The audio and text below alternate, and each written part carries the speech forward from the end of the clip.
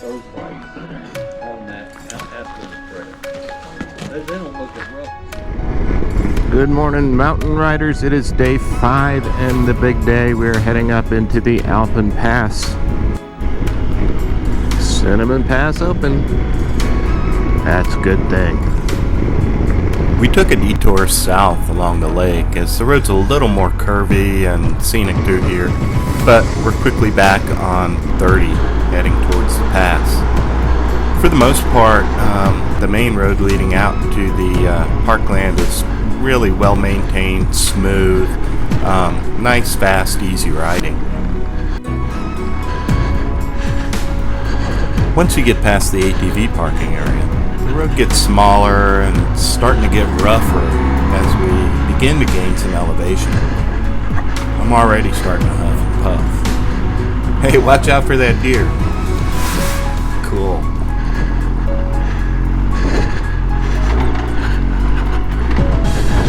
It's a bit of a bumpy ride, but not too bad. We're getting close to the tree line now.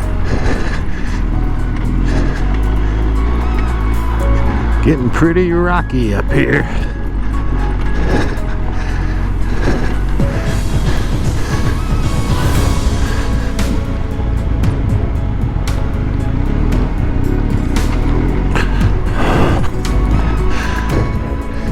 I did this route a couple years ago, also on a BMW GSA, so I kind of know what to expect.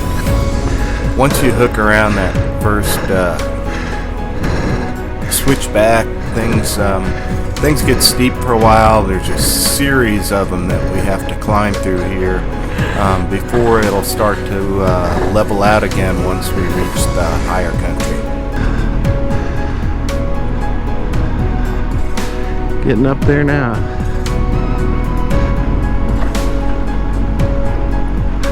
We're more than 2 miles high now. We're starting to see the first patches of snow here and there. And then just like that, we're coming to our first stop.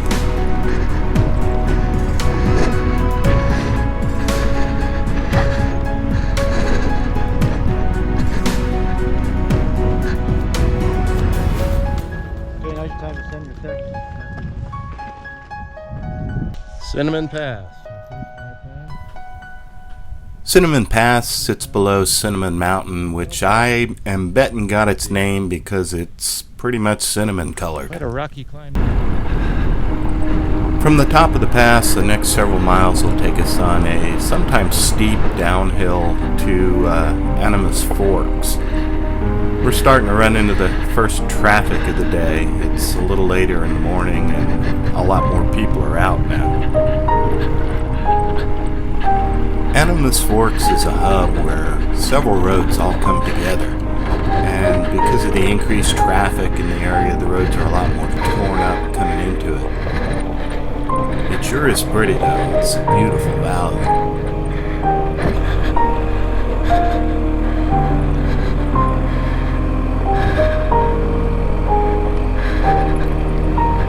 We're making our next stop of the day here in Animus Forks.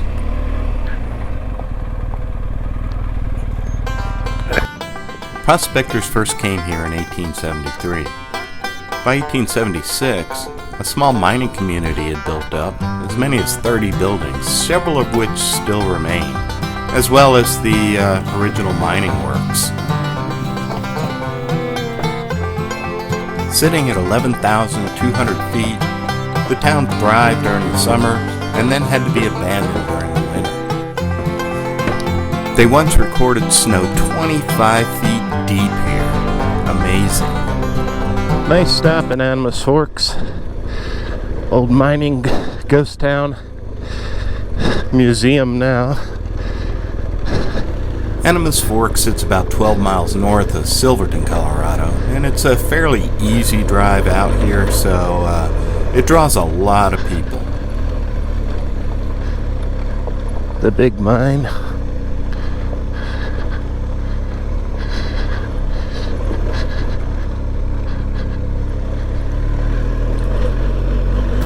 Leaving Animus Forks, we started to climb again. Things got a little more technical, and we started to run into a lot more traffic. back on the road after the first crash with damage. Minor broken mirror.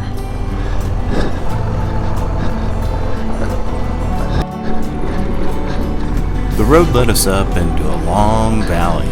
We gradually climbed higher and higher.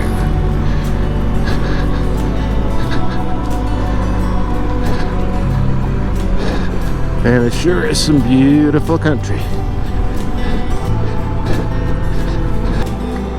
Entering the mountains at the top of the valley, the road started to get pretty steep in places. As it got steep, it got loose and rocky and a lot more technical to navigate.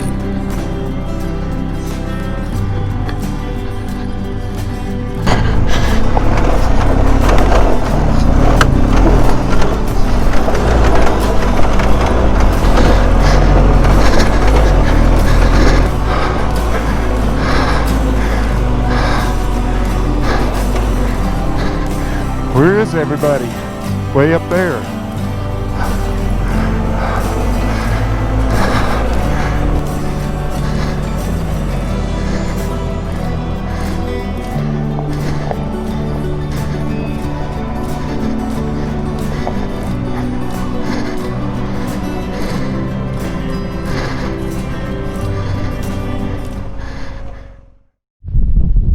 Doing all right?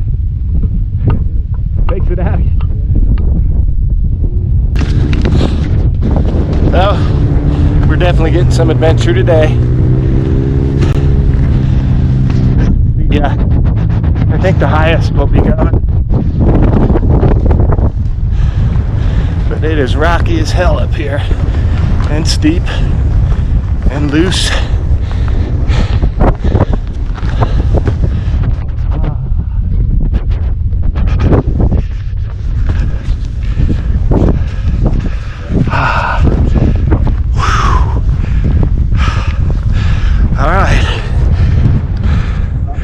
Here's what it looks like. Wow. Hands are shaking so much. Cool little lake. Boy. How you doing, Wayne? Great. That's a lot steeper than it looks from here. The video That is. lies, Wayne. The video lies.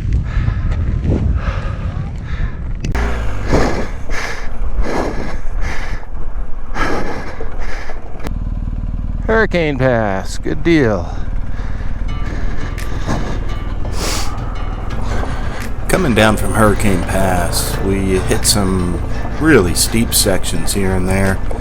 It was really slick and loose. You had to stay on your toes with the bikes slipping and sliding all over the place. And we also started running into more and more traffic where we would have to stop to let a Jeep come up or down as there wasn't enough room to pass on the roads.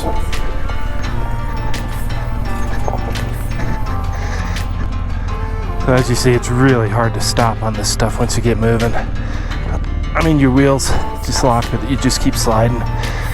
It's a real challenge. Here we go. So you've got to feather both brakes and the clutch. Keep the weight back.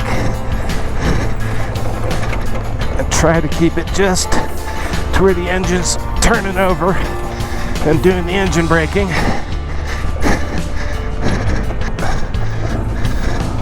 Well, Jesus Christ.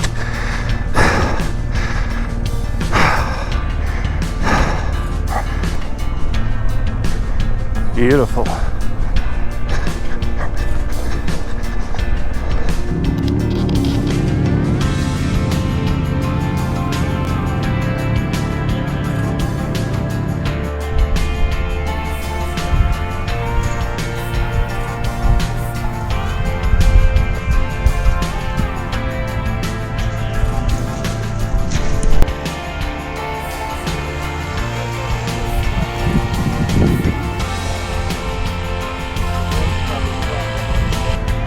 Bit of traffic jam down there, huh? Pretty. And then we were climbing again. The landscape was changing. It was starting to look kind of like riding on Mars. All the soil was red, and there was red dust, and things got steep again and slick again, and it was a good bit of a challenge to keep climbing to the top here.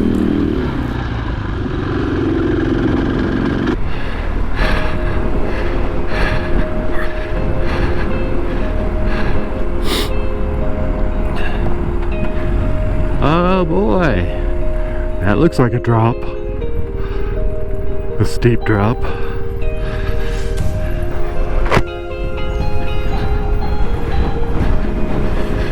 And down we go.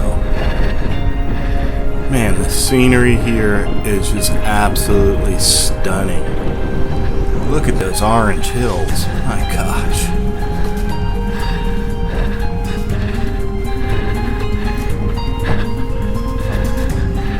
Nice. Nice. Wow. The last time I'd ridden this route, I was going uphill, and I really didn't appreciate how steep some of these downhill sections were. It wasn't unusual that we'd have to pause and wait for traffic coming uphill, because there were a lot of sections of the road where it was just too narrow to pass, and the drop-offs are pretty impressive. Thank you, last one.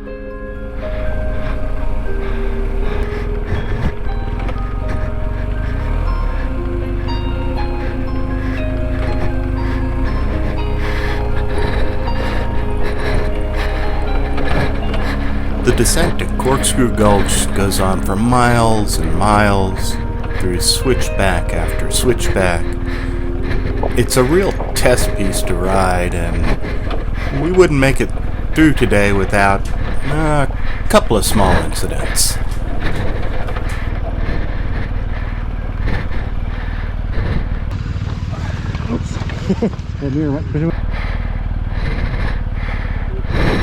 Nothing was hurt but pride, and we continued going down, down, down, through turn after turn, and even as we got into the trees, it really didn't let up at all. The road just kept throwing hairpin after hairpin, and then drop after drop, and we got lower and lower down into the gulch.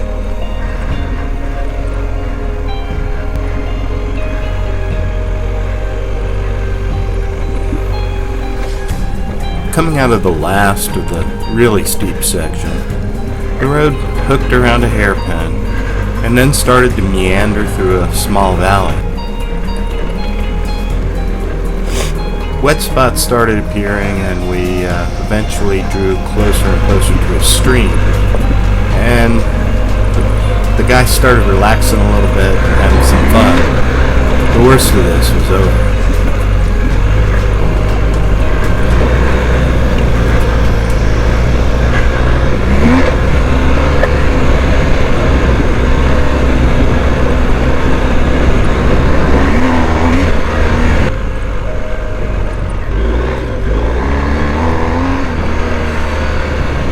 We pass into the trees for a little bit and then break out again into the open slope. Little by little, we're working our way closer and closer to the pavement. The last few miles are pretty smooth overall, and some of these guys are going to be pretty happy to touch tarmac.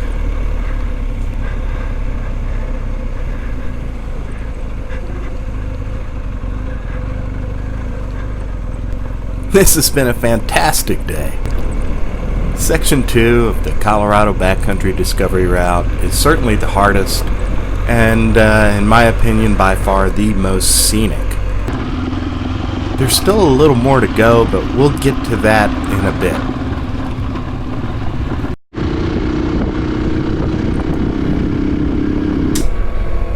The trail ends at the premier road in the area, the $1 Million Highway. We're going to turn north and follow it into Ouray for lunch, where we have to make some decisions. There's one section left.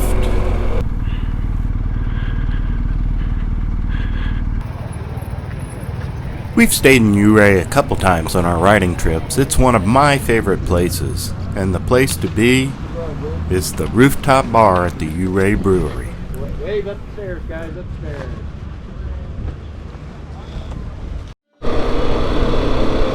Alright, so the intrepid 4 of us are heading back out to do the dreaded Ophir Pass. That's going to take us into Telluride. That looks familiar. It's where we were riding before lunch.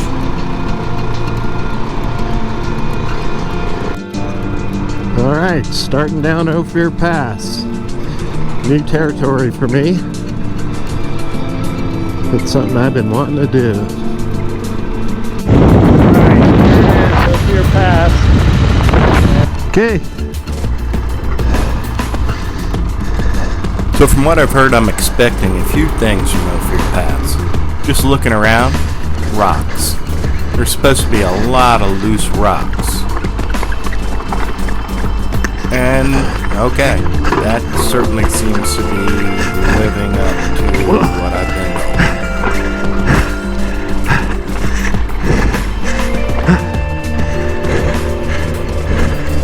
told. I've also heard it's got some really steep spots. Okay, I think we found one of those. That's pretty steep. Here goes.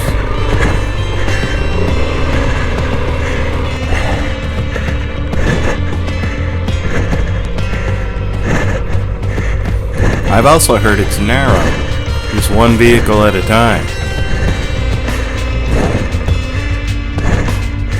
Wait on the truck to come up.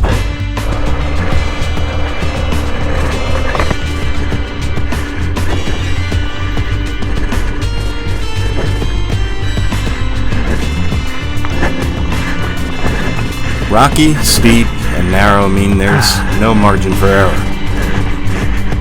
Take a rock the wrong way or let the bike get a little out of control on the downhill and you go off the edge, there's no coming back up on that steep, loose rock. You're pretty much game over at that point. So Ophir Pass is it's proving to be not quite as steep as I thought. The rocks are manageable, so let's enjoy.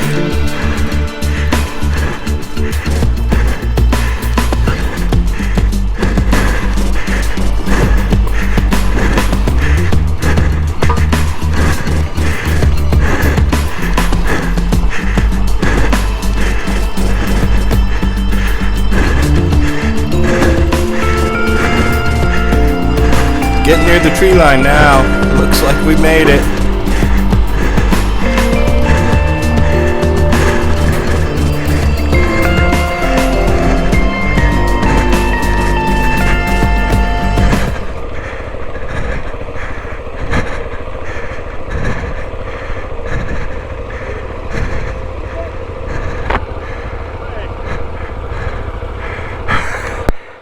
Is that who I think it is?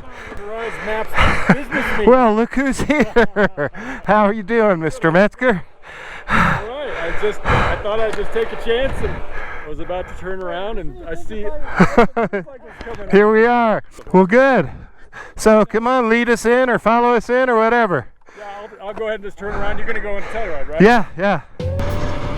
John is newly retired from the Moto Marathon events, where riders ride long days on the hardest, twistiest roads in an area and are scored as they go.